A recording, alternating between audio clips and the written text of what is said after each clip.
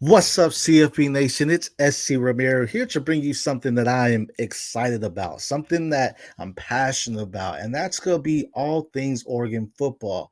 Here with CFB Nation, shout out my guy Nino giving me this series. This is going to be everything you need to know about the Oregon Ducks. Go the Ducks. I am SC Romero. This is CFB Nation. You are now tuning into the O.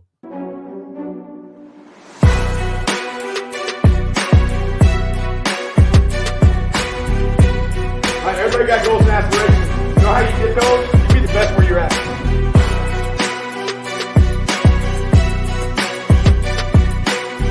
What does Evan Stewart bring to the table here? In short, you get a baller.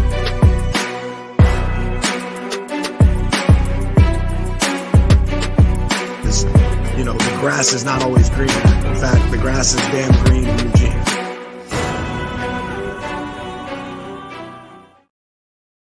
Okay. Shout out my guy Nino, always bringing in those hype intro videos. Again, SC Romero with CFB Nation. This is the O. I'm excited to talk to you about some things Oregon football. Now, before we begin, a little backstory on me. I'm originally from Houston, Texas. I moved out to Oregon a few years ago, and at the time, I wasn't really looking at college football as much as I once did when I was in Texas when I first moved here. Then I started really paying attention to the Oregon Ducks, man, with Justin Herbert, and you see the electricity on the offense. You see the passion and the aggression on the defense. They had a culture that was a winning culture, and they continue to have that to this day. I've been to Eugene. That atmosphere is unbelievable, and it's just something that if you're an Oregon Ducks fan, you know why. You have that passion, you have that same energy. You're not even playing on the field, but you share it with those players.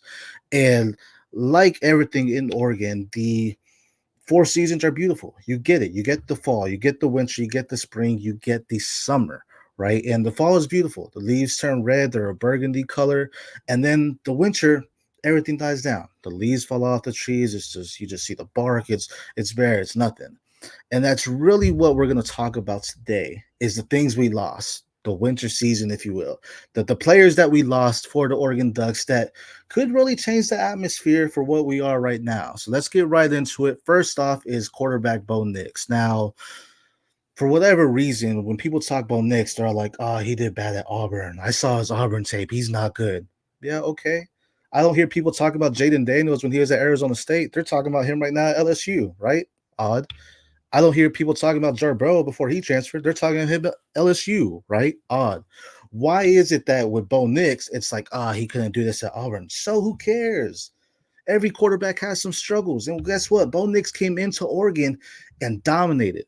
7-1 touchdown to interception ratio. That means every 7 touchdowns, he only had 1 interception. And he had 70 of them.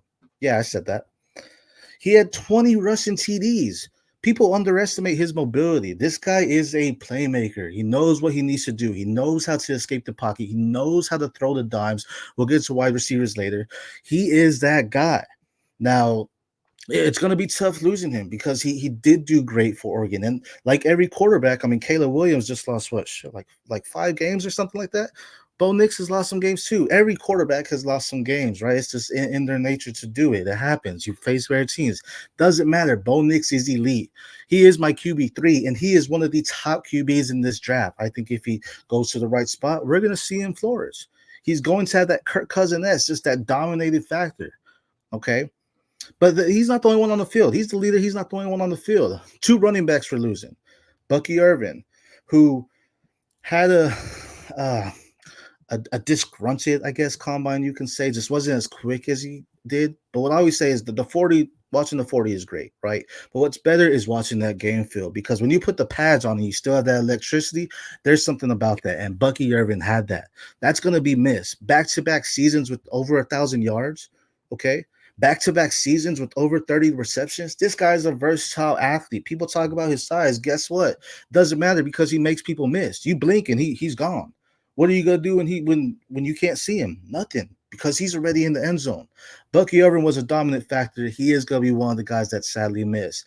But not only that, there was a freshman running back last year, Dante Dallo, and he was someone that it was Very hard to see him not get as many opportunities. He only had 17 carries for 90 yards and a touchdown, but he's showing that he's a bruiser, but he has some speed. When I was watching his high school tape, this guy, one cut, kind of gone. He's at Nebraska, so I'm excited to see what he has in the future. I am sad that he is leaving the Oregon Ducks.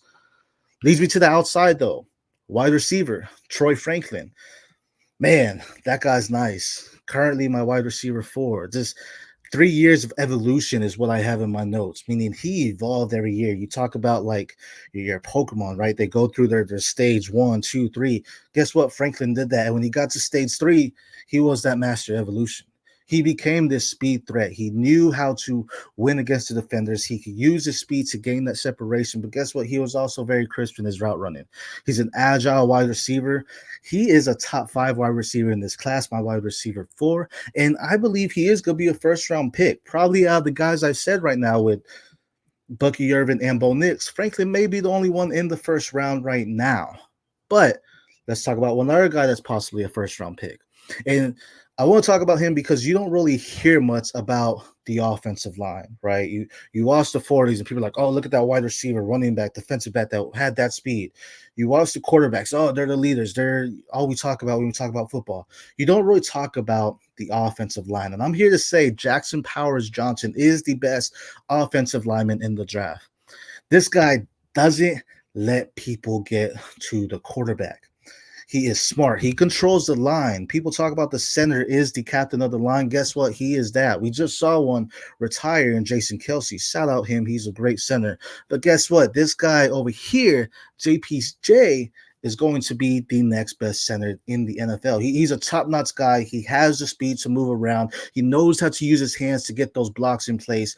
He knows what he needs to do to gain those holes for those running backs or to make sure his quarterback has enough time so they don't get the sack. Those are 5 offensive guys. Those are 5 offensive guys that will be heavily missed from Oregon. They did get some guys in the transfer portal and stuff, and we'll talk about that in the future. But those 5 guys alone play up a huge core part in the Oregon offense that they will be missed, and it's going to be hard to try to replace them, believe it or not. But let's move on to the other side of the ball because defense wins championships, right? Your defense is what it is. Being an IDP guy, I love watching defensive film. I love seeing how your defensive ends swim, how they dip their shoulders and swim around the tackles. I love seeing how the defensive back just backpedals and then just cuts around and gets on the wide receiver and knocks the ball down. I love seeing the linebackers stalk the running back in the back, and guess what? They cut through the hole and they get right at the running back. So on the defensive side of the ball for the Oregon Ducks, I want to talk about a few guys. One being defensive end, Brandon Dorlus. Now, he's one of the top defensive end, one of the top edge rushers in this draft. 5-year player, became a phenom. He's just an unnatural ball awareness. When I'm watching his tape, I really compared it to a J.J. Watt. Reason being, this guy, his hands, crazy. His hands are super long, probably longer than my body. It's amazing. But what he does, he gets his hands up when he's at the line, okay? What I mean by that is that ball awareness. He sees the quarterback looking back to throw it, and yet he throws his hands up and swats the ball down. Simply perfection. You don't see that a lot in defensive linemen, but the elite ones, you see that natural trait. They find ways to disrupt the offense. If he's not getting to the quarterback or to the running back behind the line, he's hunting them down when they pass him, or he's swatting that ball down if it's being thrown in his direction. The next guy is going to be Kyrie Jackson, a transfer from Alabama that didn't find his groove with the Crimson Tide. You see that here and there, and people think, oh, he came from Alabama, he couldn't do it. Well, guess what? He came and he became one of the best defensive backs for Oregon. 34 total tackles, 7 pass deflections, 2 sacks, 3 interceptions. What I love about that is he was everywhere on the field. He's on this side of the field, on the right side. Ball's thrown to the left side. Guess what? He's there. He's making a play. Sideline to sideline speed. He has that hip controls. I was talking about the cornerbacks backpedaling to get to the wide receiver, and then they turn. He has that hip control where it's effortless, just simply effortless. Kyrie Jackson, one of the top defensive backs in this draft. If he's not in the first, he's going in the second. Easily said. I mean, he's going to be someone that's missed. His lockdown skills were great. It's going to be tough replacing him in that second year next year. Another one, a true freshman, Cole Martin, defensive back. And this guy just became a workhorse. He played the most snaps out of every defensive back this past season and had 21 tackles. He had one pass deflection and one interception. This is a true freshman. He did transfer over to Arizona State. But again, we're talking about things we lost. I'm excited to see how this guy evolves, right? Because he played the most snaps, but that doesn't mean he necessarily got the most opportunity, right? So, he's going to be someone that's going to be exciting to watch, just as we talked about Dante Dowdle in the offensive side, that freshman. Cole Martin, another true freshman last year, watching him at Arizona State. This guy is just going to be a natural leader for your secondary team. Again, just someone that knows how to get the ball, has the IQ of the game, and someone that you can trust. He has that durability. Now let's talk about two safeties. You have your cornerbacks on the outside, and now you have some safeties in the back, right? One could be Evan Williams, a leader that was a part of that shift into the dominance for Oregon. He had 4.5 sacks, led the team with 82 total tackles, a safety that could cover, again, with that speed. When I mentioned Oregon earlier, you talk about that electricity, something they bring not only on the offensive side of the ball, but also on the defensive side of the ball, something that just looks phenomenal.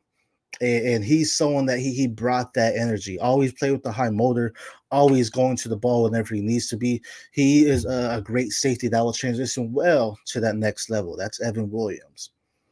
My last guy I will talk about real quick, another guy that transferred out, is going to be Brian Addison, transferring to UCLA. Just a dog. 47 games, mostly as playing a safety, 51 tackles, 4 interceptions, 6 pass deflections. I mean, this guy, he is the definition of what you want in that backfield. He is the definition of something you want to lead a defense. He is the definition of gritty, dog. Everything you need to say about that aggressiveness with that electricity, Brian Addison did bring to the table. Now, as I mentioned, defensive wins championships. They had the disruptor in the front seven, and then they had a nice secondary. It's going to be tough to replace some of these guys on defense, but luckily for us, it's possible. As the trees lose their leaves in the winter, so does the spring showers bring new growth. And in Oregon, the grass is always greener. So next time, we're going to talk about what we gained on the O. All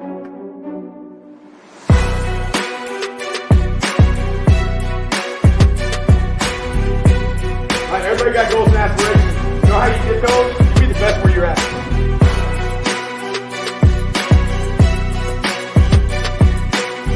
What does Evan Stewart bring to the table here? In short, you get a baller.